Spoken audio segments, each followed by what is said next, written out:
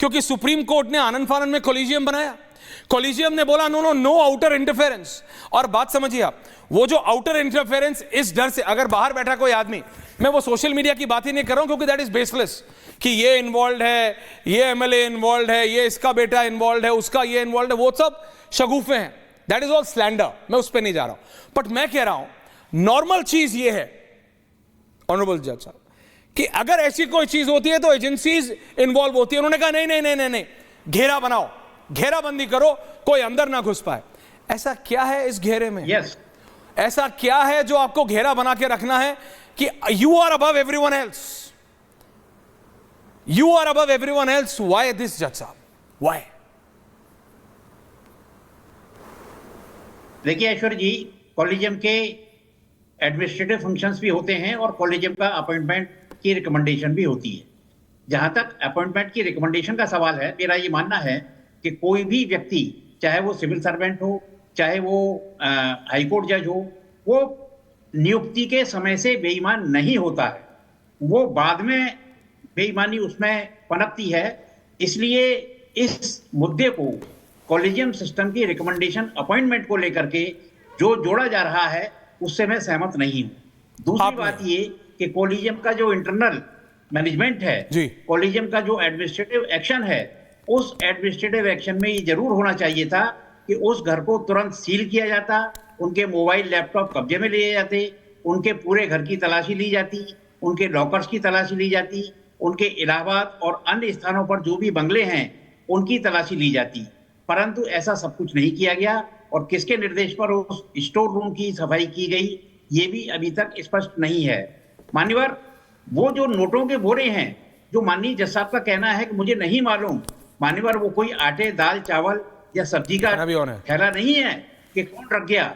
वो प्लेस माननीय जज साहब के कब्जे में था, उनके बिना अनुमति के उनके घर के किसी कोने में कोई भी बाहरी व्यक्ति प्रवेश नहीं कर सकता था। मैं मानता हूं जज साहब, जा रहा है मित्तल साहब, मैं मानता हूं जज साहब, मैं मानता हूं कोई नहीं कर सकता था। आपकी लैंग्वेज, बिकॉज आप खुद इतने सीनियर रिटायर्ड जज हैं, आपकी लैंग्वेज में समझ रहा हूं, you are being very safe. But जनता आज जानना चाह रही है, क्या उसका जस्टिस अंसारी जी, क्या वो अब जुडिशरी पे भी भरोसा ना करे? देखिए, नेताओं पे प्रधानमंत्री नरेंद्र मोदी ने बहुत कोशिश की है कि ना खाऊंगा ना खाने दूंगा, उसके बाद भी कहीं कहीं कुछ ना कुछ आता रहता है। ऑफिसर्स का भी मैंने लेटेस्ट एग्जांपल दिया, उत्तर प्रदेश से ही आया। सो ये एक तीसरा स्तंभ था द जुडिशरी, जिस पे people used to trust justice Ansari, and like how. पर जब एक सिटिंग हाई कोर्ट जज के घर से नोटों का अंबार निकलेगा तो जनता क्या करेगी? और उसके बाद वो देख रही है कि ना कोई एजेंसी इन्वॉल्व हो रही है। अभी तक justice Ansari, there is not one letter sir, एक चिट्ठी नहीं है, ना दिल्ली पुलिस की ना फायर डिपार्टमेंट की, कि हां ये हुआ। एक वीडियो है जो, और हमने देखा है कई बार कैसी वीडियो को डॉक्टर बता के क्या कर दिया जाता है। I am just saying sir, जो वीडियो आया है वो सुप्रीम कोर्ट के चीफ जस्टिस ऑफ इंडिया के कंसेंट से ही आया है सर, और उससे इतना तो समझ में आ ही रहा है कि ये घर, वहाँ पैसे थे जो जले, और अब कितने थे वो नहीं आया है। जो जैसे हमारे जस्टिस मित्तल ने बोला, सही है कि इसको जो है उस टाइम में सील हो जाना चाहिए था।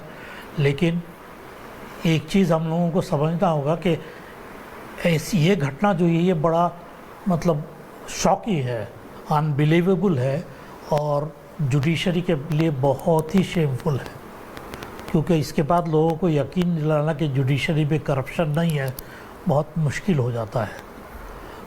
लेकिन इस वक्त जो है वो 3 जजेस की इंक्वायरी कमेटी बैठाई है चीफ जस्टिस ऑफ इंडिया ने, उनका रिपोर्ट आएगा तो जल्दी आना चाहिए। मैं उम्मीद करता हूँ कि जल्दी आएगा, तब चीज़ें क्लियर होंगी।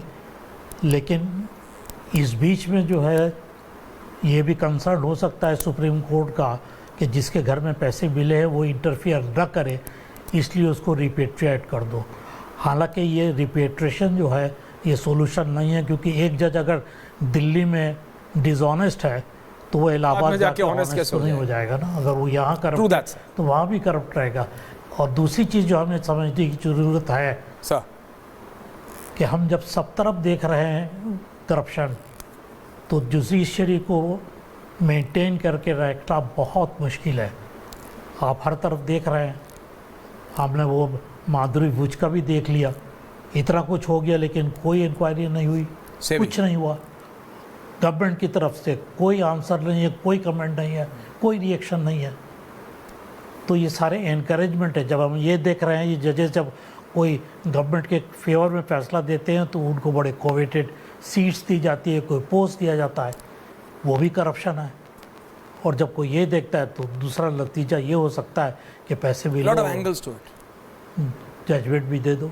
I get your point. Connection तो प्रदान करना ही पड़ेगा। You are raising a very valid point, Honorable Judge. Justice Sahab, you are raising a very valid point. Can I have Nalin Kohli and Swapnil Kothari on it? Swapnil, you've debated this with Arnav on English.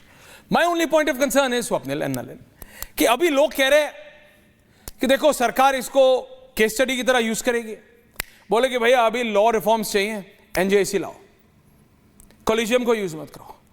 Supreme court ने सबसे पहले क्या किया, अपना दरवाजा, they created a barrication. I know politically Nalin ji, मैं आपसे नहीं बोल रहा हूं, I am only talking to you as a legal right now, I am not talking to you as the politician Nalin Kohli, be very clear sir, thank you very much on that. But Swapnil Kothari ji, ये सवाल है, जनता देख रही है, you are there on social media, you are seeing the kind of, आप देख रहे हैं किस तरह की बातें हो रही है। और मेरा सबसे बड़ा कंसर्न है, एग्जीक्यूटिव लेजिस्लेचर दोनों के ऊपर पहले से ही शक था, तीसरे पे शक हो गया। इट्स अ क्लियर इंडिकेशन या हम गलत रास्ते पे हैं। So, just one request. Sorry, Swapnil bhai, just one request. Yeah, Nalin. Because I'm at the airport, I need to move. So, can I speak before Swapnil bhai? Okay, sure. Okay, Nalin. Okay, Nalin first, and then. Sorry, Swapnil bhai. Okay. I'm giving you the first, and then you have to. So, I was just saying. Ji. I just wanted to make one point. देखिए, ऐसा है, कहीं पर भी घूस की कभी कोई बात आए या रिश्वत की बात आए, तो उसमें दो पहलू है, एक व्यक्ति जो ले रहा है और एक जो व्यक्ति दे रहा है। तो मुझे लगता है कि इन दोनों पहलू पे नजर डालने की आवश्यकता है कि जब एक देखा जा रहा है कि जज साहब के घर पे पैसे मिले, तो उसके साथ उतना ही पैसे किसके हैं, पैसे वहां कैसे आए और पैसे देने में किन लोगों का हाथ था, वो उतना ही महत्वपूर्ण है। क्योंकि देखिए, अगर कोई आ रहा है तो इसमें वकीलों का भी आ सकता है एस्पेक्ट, कुछ और लोगों का भी आ सकता है, बिजनेसमैन का। तो ये महत्वपूर्ण है क्योंकि ये लोग फिर जो हमारे टोटल, जो हम कहते हैं लीगल फ्रेटर्निटी, जिसमें स्वप्निल भाई हो गए, हम हो गए, जज साहब हो गए, अंसारी साहब थे, मित्तल साहब, खान साहब, जितने लोग हैं, हम सब जो है इसके स्टेक होल्डर्स हो जाते हैं ना। तो इसीलिए हमारे लिए भी बड़ा जरूरी होता है कि पूरा सत्य बाहर निकले, क्योंकि कोई मतलब मेहनत फिर करने का क्या फायदा उस वकील का और उस जज का। इसी सिस्टम में ऐसे भी तो जज है ना, जो सुबह से रात 50-100 केस सुनते हैं, कोई किसी से मिलते नहीं है, या मिलते भी है तो कोई प्रभावित नहीं होते, जजमेंट भी लिखते हैं। वकील जो अपनी फाइल पढ़ते हैं, वकील कोर्ट में खड़े होकर मेहनत करते हैं। तो ये बहुत ज्यादा दुख वाली बात हो जाती है सबके लिए, जबकि उनको लगता है कि भाई ये तो कोई भी नोट लाकर कोई खेल कर देता है वहां पर, जिसे हम इंसाफ का मंदिर कहते हैं। तो इसीलिए ये इस पहलू पर भी नजर लगाने की आवश्यकता है, और आपका चैनल इस पे बहुत काम कर रहा है। मेरा आपसे ये भी निवेदन रहेगा कि एनजेसी एक पहलू है, रिफॉर्म्स जुडिशरी में एक पहलू है, लेकिन हमें थोड़ा सा इसका दायरा बढ़ाना भी चाहिए कि इसमें ये जो एक नई चीज हो गई है कि कोई भी सोचता है कि पैसे के आधार पे हम कुछ भी करा ले, ये समाज नहीं बढ़ सकता है। सरकार में जो सरकार ने करनी है वो अपना काम करती है, न्यायपालिका ने भी अपने कदम उठाने ही है।